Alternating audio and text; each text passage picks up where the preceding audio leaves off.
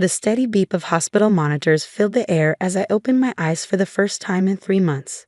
Everything was blurry, and my throat felt like sandpaper. A nurse rushed to my side, speaking words I couldn't quite grasp. But one thought cut through the fog in my mind. Where were my children? I'm Julia Thompson, and before the accident that put me in a coma, I was preparing for war with my mother-in-law, Margaret Sterling. Now, as consciousness slowly returned, I realized she had used my absence to make her move. Your children are with their grandmother, the nurse explained gently when I managed to ask. Your mother-in-law has temporary custody while you recover. The words hit me like a physical blow. Margaret had finally done it. She'd taken my kids. I tried to speak again, but my voice wouldn't cooperate. Tears of frustration rolled down my cheeks as I thought of my twins, Emma and Ethan, just 6 years old. What had Margaret told them about me? As my strength gradually returned over the next few days, I learned what had happened. Margaret had convinced my husband, David, that I was an unfit mother while I was unconscious. She'd used my accident, a car crash that wasn't even my fault, as evidence of my recklessness. She filed for emergency custody, painting herself as the concerned grandmother stepping in to protect her grandchildren. What Margaret didn't know was that I'd been collecting evidence against her for months before the accident. Every manipulative text, every threatening voicemail, every incident of her undermining my parenting, I had documented it all. I'd known she was planning something. I just hadn't expected her to strike while I was literally fighting for my life. The physical therapy was grueling, but my determination to reclaim my children pushed me through the pain. Every time I wanted to give up, I thought of Emma and Ethan in Margaret's house, being turned against me day by day. David visited occasionally, looking uncomfortable and guilty. He'd always been weak when it came to his mother, unable to stand up to her controlling nature. Now he was caught between us, and true to form, he'd chosen the path of least resistance. The kids are doing well, he said during one visit, not meeting my eyes. Mother has them enrolled in private school now. She thinks it's better for them. Better than the school we chose together. I managed to say, my voice stronger now but still raspy.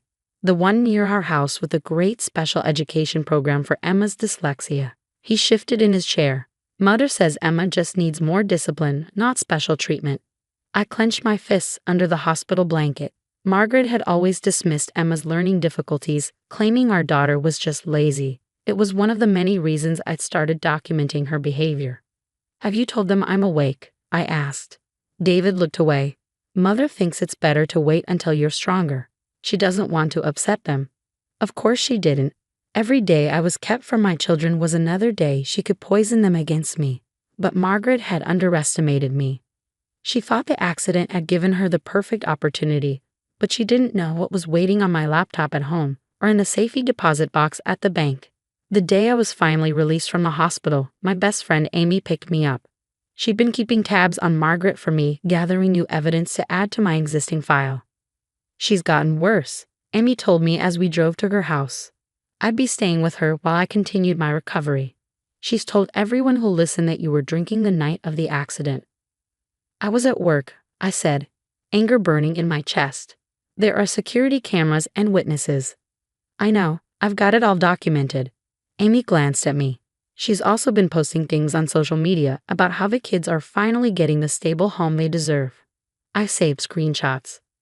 We pulled up to Amy's house, and she helped me inside. My legs were still weak from months of disuse, but I was getting stronger every day. On her dining room table, I saw stacks of papers, everything she'd gathered while I was unconscious. Your laptop is still at your house, Amy said. David doesn't know about the hidden folder, does he? I shook my head. No one does except you and my lawyer. I picked up one of the papers, a social media post where Margaret claimed I'd been neglecting the twins before the accident. She has no idea what's coming. That night, as I lay in Amy's guest room, I thought about the last conversation I'd had with Margaret before the accident. She'd shown up at my house unannounced, as usual, criticizing everything from the kids' clothes to the snacks in the pantry. They deserve better than this, she'd said, gesturing around my perfectly clean, comfortable home. They deserve what I can give them. They deserve their mother, I'd replied. And one day, Margaret, everyone will see exactly what kind of person you really are. She'd laughed dismissively, but I'd seen the flash of uncertainty in her eyes. She'd known I was documenting things, but she had no idea how thorough I'd been. Now, as I struggled to regain my strength, I thought about my children. Were they wondering about me? Did they think I'd abandoned them? Margaret would be using every moment to turn them against me, but I had to believe that the bond between mother and child was stronger than her manipulation. Tomorrow I would call my lawyer. The file I'd been building was extensive. Recordings of Margaret threatening to take the kids, evidence of her lying to social services, documentation of her interfering with Emma's dyslexia treatment. She thought my accident had given her the perfect opportunity to strike. Instead, it had given me the perfect opportunity to expose her true nature. Margaret Sterling was about to learn that you should never underestimate a mother's love or her capacity for strategic thinking. I closed my eyes, picturing Emma and Ethan's faces. "Hold on, babies," I whispered into the darkness. "Mommy's coming." The next morning, I met with my lawyer, Rebecca Chen, in her downtown office. Despite my still weakened state, I insisted on going through every detail of what had happened during my coma. Margaret Sterling played this well, Rebecca admitted, reviewing the temporary custody papers. "She filed while you were unconscious," painted herself as the concerned grandmother stepping in during a crisis. The judge had little choice given the circumstances. "But now I'm awake," I said, my voice firm. "And I have everything we need to show exactly who Margaret really is." I pulled out my phone, connecting to Amy's secure cloud drive where we'd backed up all my evidence. 3 years of documentation. Texts, emails, recordings, witness statements. "She's been planning this for years, Rebecca. The accident just gave her the opportunity she needed." Rebecca's eyes widened as she scrolled through the files. "This is comprehensive. You have recordings of her threatening to take the kids?" "Multiple recordings, plus evidence of her interfering with Emma's dyslexia treatment, lying to social services about my parenting, even attempting to bribe our nanny to spy on me." I leaned forward. "She's been trying to manipulate my children since they were born, and I've documented all of it." As Rebecca reviewed the evidence, I received a text from Amy. "Margaret just posted another Facebook update about the twins. You need to see this." The post showed my children at some expensive private school, wearing uniforms I'd never seen. Margaret's caption read, "So grateful these precious angels are finally getting the education and stability they deserve. Sometimes God works in mysterious ways to ensure children end up where they belong." My hands shook with anger as I showed Rebecca the post. She's using my accident, an accident that nearly killed me, to justify stealing my children. "This works in our favor," Rebecca said, taking screenshots. "She's creating a public record of parental alienation. But Julia, I need to warn you, this won't be easy. Margaret has resources, connections, she'll fight dirty." "So will I replied. "But unlike her, I have the truth on my side." That afternoon, I had my first physical therapy session since leaving the hospital. As I struggled through the exercises, my therapist, Maria, told me something interesting. "Your mother-in-law called the hospital several times while you were in the coma," she said, helping me with my leg stretches. "She kept asking about your prognosis, whether you have any permanent disabilities. She seemed disappointed when we told her you were expected to make a full recovery." I filed this information away, adding it to my mental list of Margaret's manipulations. She'd probably been hoping I'd be too impaired to fight back. Later that day, David came to Amy's house. He looked tired, older somehow. "The kids ask about you," he said softly. "Mother tells them you're still too sick to see them." "And you let her?" I couldn't keep the bitterness from my voice. "They're our children, David, not hers." "She's just trying to help," he started, but I cut him off. "Is she helping Emma with her dyslexia? Or is she still insisting our daughter just needs to try harder?"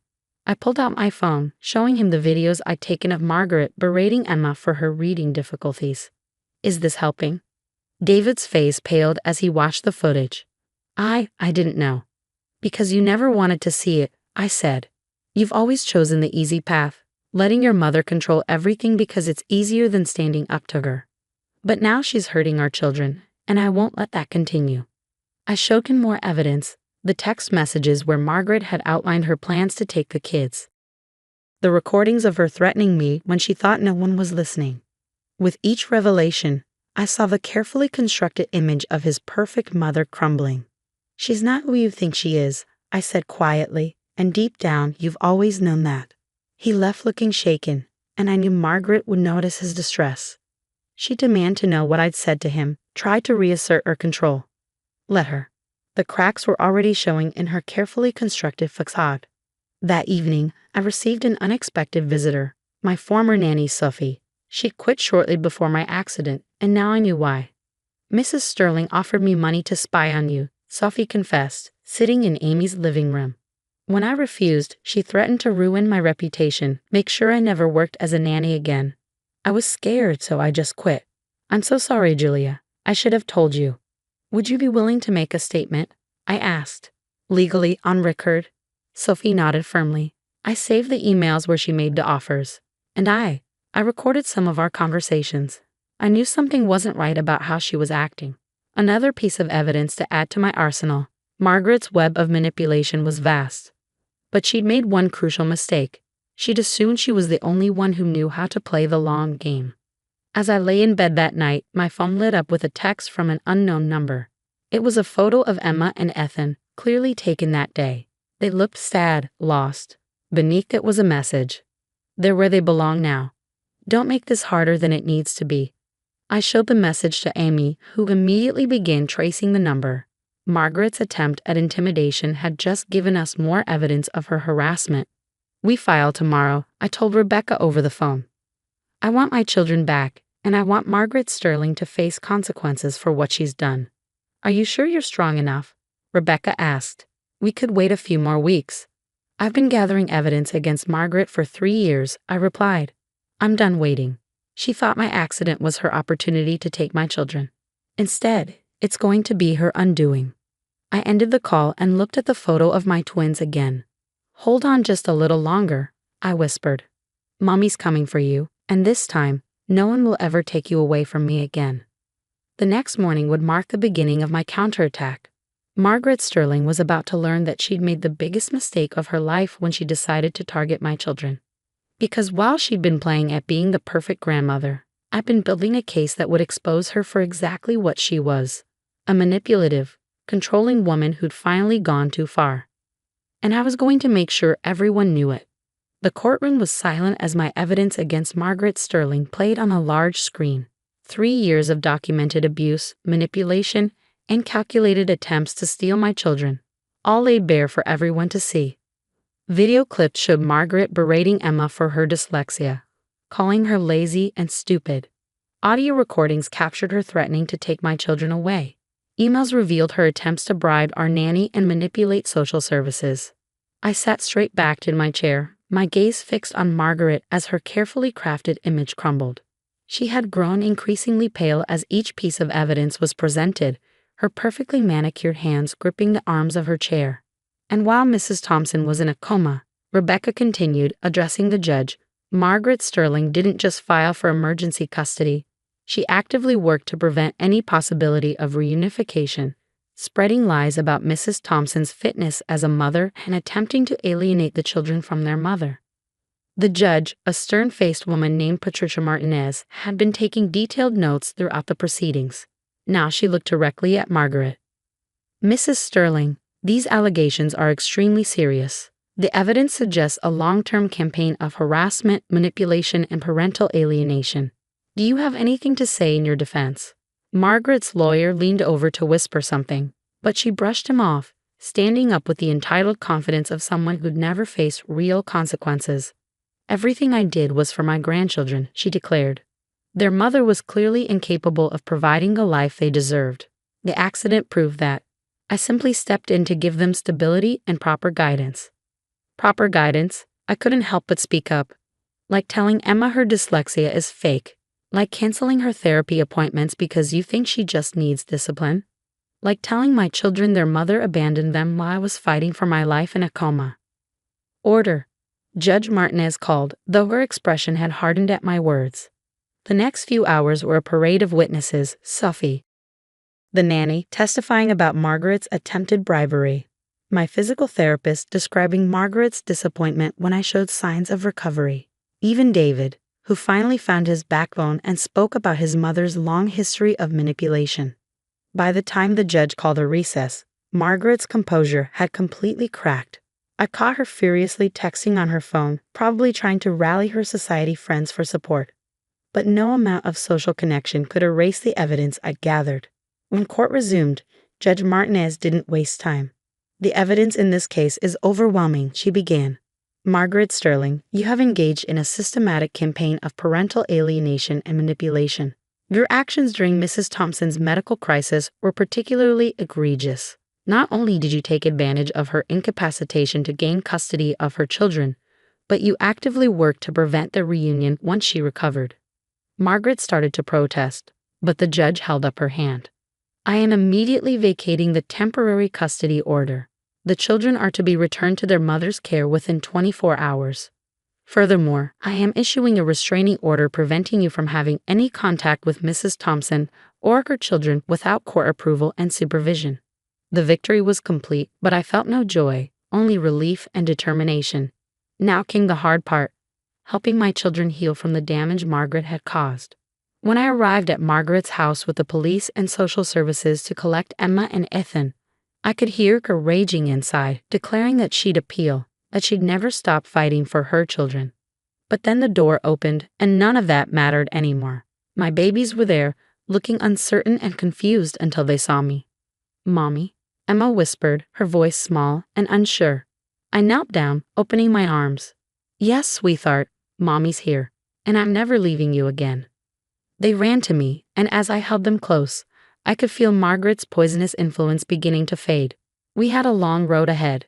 Therapy for the twins, rebuilding trust, healing as a family, but we would do it together.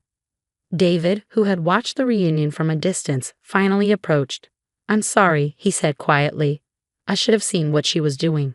Should have stopped her years ago." I nodded, not ready to forgive him completely but acknowledging his part in helping expose Margaret's true nature. "The kids will need you to be strong now. No more letting your mother control everything." "She won't," he promised. "I've already told her I'm cutting contact until she gets professional help. The kids come first now." As we drove home, really home, to the house Margaret had deemed unsuitable, but that held all our happy memories, I thought about everything that had led to this moment.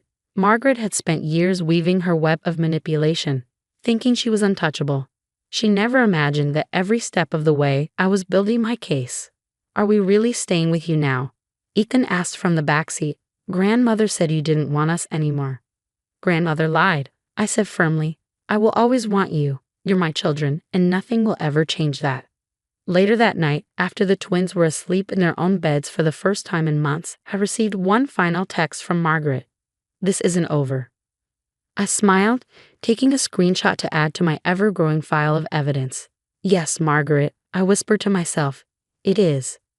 Because while she had spent years playing the role of the perfect grandmother, I had been gathering proof of the monster beneath the mask. She thought my accident was her opportunity to steal my children. Instead, it had given me the chance to expose her true nature to the world. Margaret Sterling had finally learned the most important lesson of all. Never underestimate a mother's love or her capacity for justice.